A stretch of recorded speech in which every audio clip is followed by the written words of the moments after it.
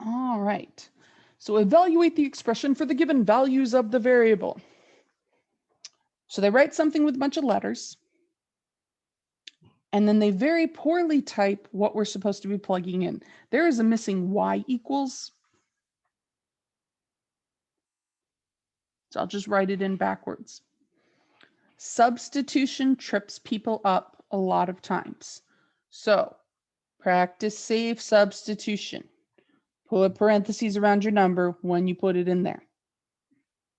Remember, parentheses are the condom of mathematics, safe math. So 5, and then here, let me go with green for the x, negative 2/15, minus 2 times whatever our y thing is squared. And our y thing, we're going to use 1/9. So I put the x number in place of the x, I put the y number in place of the y. If there was another term with x and y, I'd put the x number and the y numbers in their appropriate spots. Now it is all numbers. Order of operations is going to take over.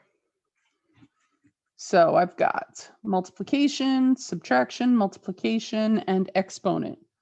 Inside my parentheses are just fractions. We'll treat them as numbers, so exponent. We're going to square 1/9. So I'm going to zoom in a little more. 5 times negative 2/15 minus 2 times, and now this is just 1/81.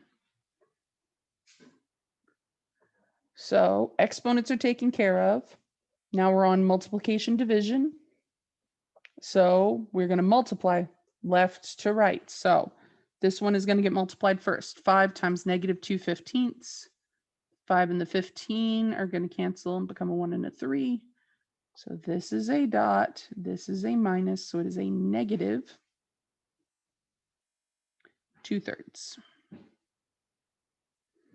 I'm keeping it in parentheses just to be safe, but the parentheses are just saying this is a number, negative 2/3. Minus. This is our second multiplication. So a lot of teachers would just do both of them at the same time, but technically, you should only make one change at a time until you're used to the way order of operations work. So we did the first multiplication, made that change, recopied everything else. Now we do the second multiplication. So 2 times 1/81 is just 2/81. So we have a negative 2/3 minus 2/81.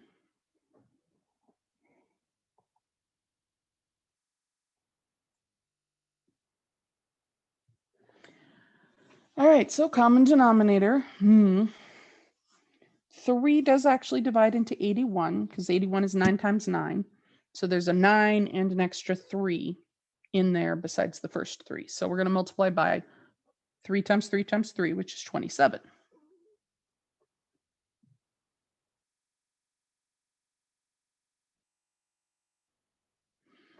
So 2 27s, that's 40 and 14, 54, still negative. Negative 54 81sts minus 2 81sts. So now they have a common denominator. I'm going to combine them to be one fraction. So that is a negative 54. And because this is just a number on top, I can just write minus 2, but safe math. If it was anything more complicated than just a number, you want to put parentheses around that. Every fraction has implied parentheses around the top and the bottom. When it's just a number, it looks very silly to write, but when you start getting into complex things like this, it can make a difference, especially once you start having variables in the mix. So negative 54 minus 2 more is negative 56. 81sts. You can also think of this as adding negative 2. So negative 54 plus negative 2.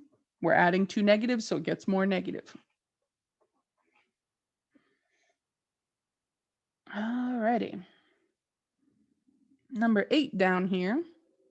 Little crazier, but we got numbers for m and n. So we're putting the numbers in there, and then we're going to crunch it. Now, because m and n are mixed fractions, I am going to change them before I even substitute them in. That is how much I hate mixed numerals. So 4 times 3 is 12, plus 1 is 13. So m here is 13/4. And then 4 times 2 is 8, plus 1 is 9. N is 9/4. Hold up, let me change colors. So our crazy algebra here, we are going to have 6 minus m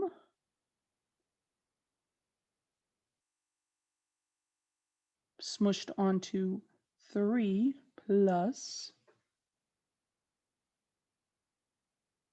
9/4. Now I want you to kind of look at the color there. So where the m was, I put in my m number as red with the parentheses around it. Where n was, I put in the n number in green with parentheses around it. Everything else is exactly what we had in the original statement. All the blue is everything that was up there except the m and the n. When you do substitution, that is an excellent thing to check, because that is where most people, calculus students, advanced mathematicians, that's one of the places where we all make those mistakes, especially using screen to paper. All right, so now we have to crunch this. So 6 and 3, I need to turn those into fourths. So 6 into fourths will be 24/4, because 6 times 4 is 24. So we have 24/4 minus 13/4. So the parentheses were like saying this is what I substituted, but now I'm going to be subtracting those in a sec, so I don't need that inner set anymore. But you can still write it if you want to. It's not wrong. It just, I get lazy. And then 3 split into fourths is 12 1/4 sized pieces.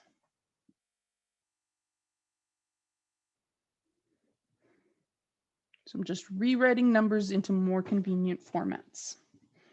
Now, 24 things minus 13 things leaves us 11 things.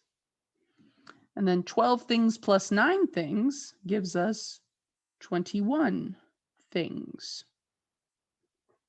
So we've got quarter-sized pieces, we take some off, we've got quarter-sized pieces, and we add some on. Now we have 2 fractions that we are going to multiply. 11 is prime, 21 is 3 times 7, and the bottom is 4s, which is just a bunch of 2s. So there are no numbers on the top and the bottom that are going to cancel. So we just multiply the tops, multiply the bottoms. So 11 times 21 is 231. And 4 times 4 is 16. Since nothing reduced there, that fraction is the lowest terms.